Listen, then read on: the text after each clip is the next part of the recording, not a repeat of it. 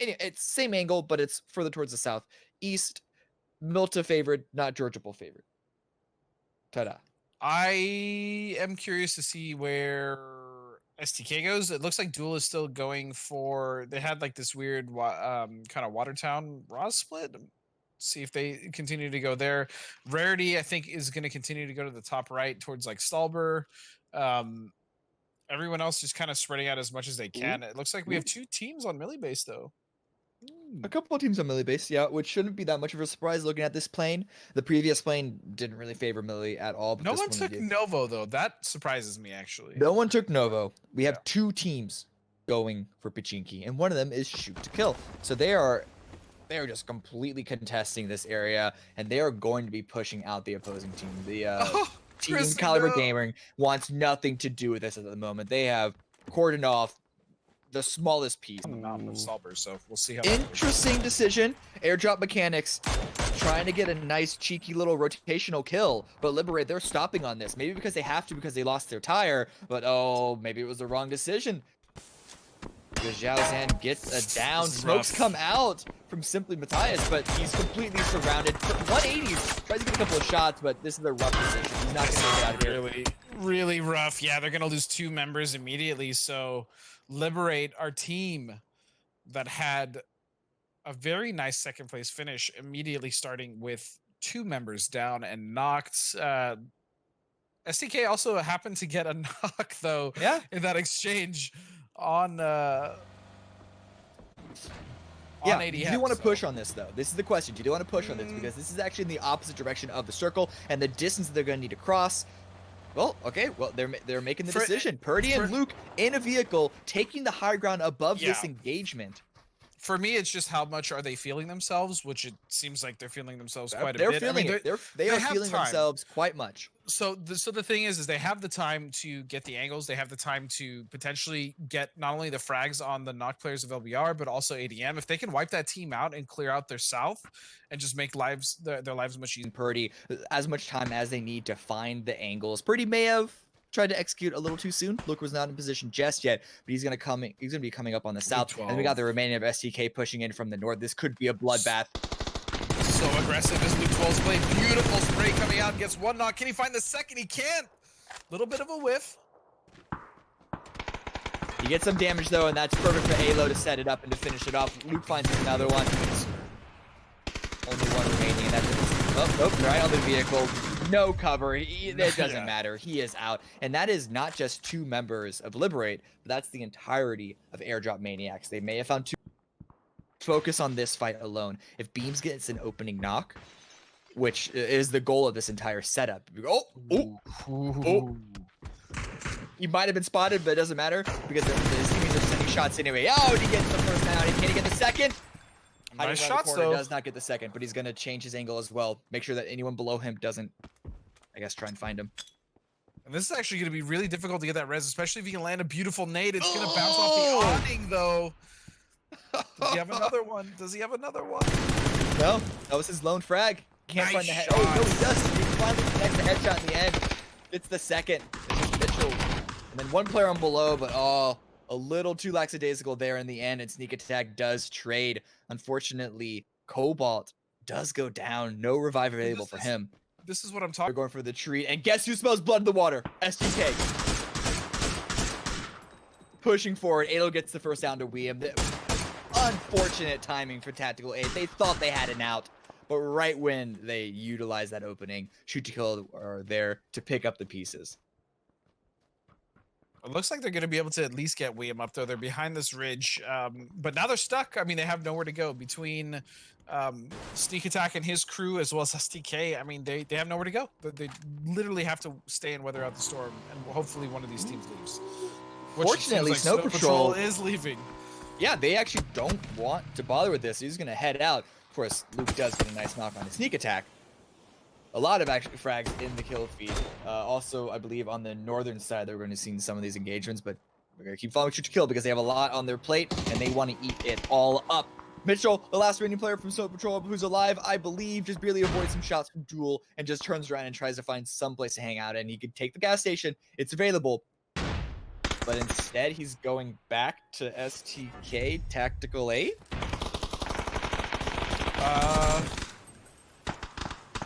Yeah, I mean, he is gonna find Purdy. The Penguin was still alive. I was mistaken on that call. He does find a kill. But unfortunately, Mitchell doesn't make his way back, actually. He's able to revive Sneak Attack, so they remain as 2. And Tactical 8, they're still up as 3. So STK, they've lost more in the past, I believe, minute. But a nice nade. It was only a Molotov, doesn't actually find the connections. Still going for a res. SDK is going to get aggressive, but Tactical. So I'm excited to see how well any of these players can utilize it. It's pretty much like it's like a different K9. Like it's still same. I don't know. It's hard to explain, but it's. Well, it's another fight breaking out. It's going to be Duel who are trying to defend the push from another squad from UBC. Lamplight is the only one remaining right now, hidden inside it. This is not a good position for him. No, this is not. This is very sketchy. He trying to watch multiple angles. A single grenade goes into that small window. He finds a second knock. He's making it work, though. He's making it work. Prepping him all. No! Not like this! Oh, Lamp, not like that. It was so good up until that point, until he cooked himself. Oh my goodness. Barbecued Lamp. You hate to see it. Oh, yeah, I think the rest of his teammates are yelling at him because this gives an opportunity for Lemons to revive Shabs and Cruzy, except does he know that it's safe right now? It's also not safe. Oh, yeah. So the shots peppered in from the distance. Billy Luke Mays and Eli. is not the case, Cameron. It is not safe. Luke and Eli both saying, oh, free kills, thank you very much. Shava also trying to send more in another direction, this one towards the north. Billy Mays here. They're trying to sell you anything and everything from their compound. Oh! The movement at the very end, you thought he had it for a split second there. You hate to see it. That's actually the most frustrating thing is you hold the shot for so long, you finally take it and someone just really moves. Eli actually gets knocked. That's good for Rarity, reminding them that they're not the only ones with guns. Of course, Rarity can't really do a lot out of it. They definitely can't push off of that knock, and they have to worry about teams to their east. Granted, Effective Chaos and SVG are both going to be fighting themselves before they're really given an opportunity to fight Rarity. Let's see if Colsey here, lying in wait, can't sort of set this trap, but SVG, I don't think they want anything to do with this. They're trying to go towards the south, trying to keep the low ground. But H1's trying to find something. Beams, though, finds Luke. These two teams are still scrapping after their rotations are over. Halo and Civil are the only ones remaining, and Civil gets a nice knock. Gets the flush as well. Ooh, this is actually a little bit of trouble for STK. Just 2 members left, Alo and Uncivil. Uncivil trying to heal up now. They are holding T8 in the shack. And I don't think they're gonna let up. Their angles. And so Uncivil, he's going aggressive. He's gonna not only pick up some extra loot, it looked like he might have needed some more meds. Yeah, if he can just get close rate enough of his heal. If he can just get close enough, which it looks like what he's doing, Alo can just hold that angle all day long, and then he can just go in there, toss a nade in the shack, and then it's over. He's going for the Molotov. Smokes come out to make it a safer path because there's only one player actually inside. The Molly, though, doesn't quite go far enough. Just barely, but doesn't matter because Liam is falling away anyway and actually gets the knock on Uncivil. That's unfortunate. Aggressive play does get punished by Tactical 8. They only have 2 kills, and so they're going to try and soak up as many points as they can. A grenade finishes off Uncivil to make it 3, but STK, they already have 8. It might not be a 16-kill win, but this is still a successful game for them. They have 8 kills, potentially, maybe even Alo gets 1 or 2 more. Even if they go out right now, they're still in a very, very comfortable position overall for the series today. The northern side of the circle, complete opposite side. THC wipe out the remaining members of NAO, but where can they push from here? Fortunately for them, Billy Mays are now mostly paying attention towards the southwest, but Rarity sights perfectly on those vehicles, trying to make a transition up on the high ground. Chilling behind these rocks, he heal up, but the blue is still coming in. No respite, no rest. Oh god, Evan Cameron's right off the back of that bike. Zodiac with the nice shots on the sneeze. Berry Vibes now needs to get off of this hill. They are in a world of hurt if they actually continue to rotate past ending. Rarity, oh god! No! It's just sending it might be your only decision. but it's still not a great They decision are to have to call. sending it straight into 8th place. They were not making it out of that position. Sending those points right into Rarity's To be pocket. completely honest, like the play there, at least for me, would have had them just rotate more to the north. I mean, take a little bit of blue, but don't rotate right in front of another team. I mean, San Diego Rarity was 4 strong there. They knew they were 4 strong there, so that was rough. That was definitely rough for the Happy Camp. That's a hard call though, this late in the game to go back into the blue. But I mean, Liberate. if you're dipping, you know what I mean? Instead of just, I don't know. Even with only 2 members remaining, Liberate still get the circle. It's only 2 games in a row, blah blah blah, sample size, yada yada. But we're keeping an eye on it. We're keeping an eye on it. Sure, We are on the case. We are, without anyone being in it since they were there. Ooh, Colsey and H1 are sending it. Colsey is actually able to find the kill onto Alo. H1 was there just in case Colsey wasn't able to get it. But actually after that, Tattoo 8, they're sending it as well onto the shack. H1, he's got to defend this 1v2. Oh, they have a nade. He's fighting in. He finds them, goes for the shots, doesn't find anything, but the molly goes in. And is he cooking? There it is, yeah. He's fully cooked. The counter nade does come out, but doesn't find anything. He's going to completely bleed out. It's just Colsey way off on the side.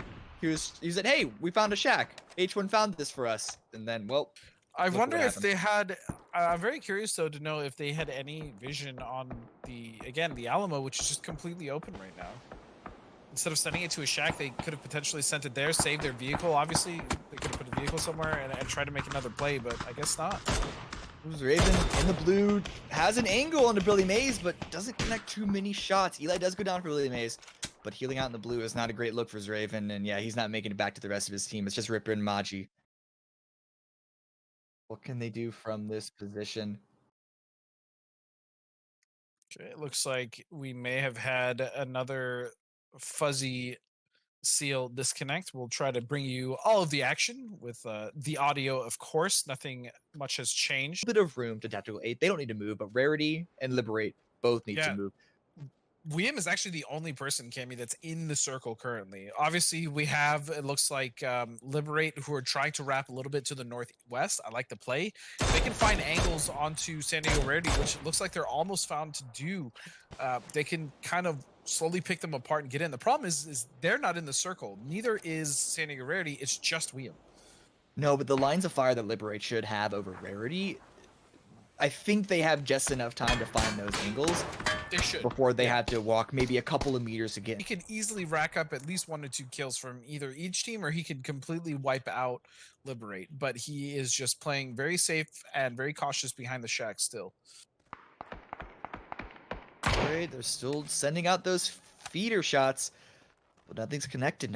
Rarity are not peeking because they know how dangerous it is, but the blue is right on top of them. And William does decide to peek out, finds a knock on the Subtle. Can Mardones get the revive? Mardones, he knows that's a rough position. Yeah, because Liberator also going aggressive. They're pushing into the circle, taking a crossfire. They see that they have a 2v1v1 situation on their hand. They know exactly where Mardones is. They know exactly where William is.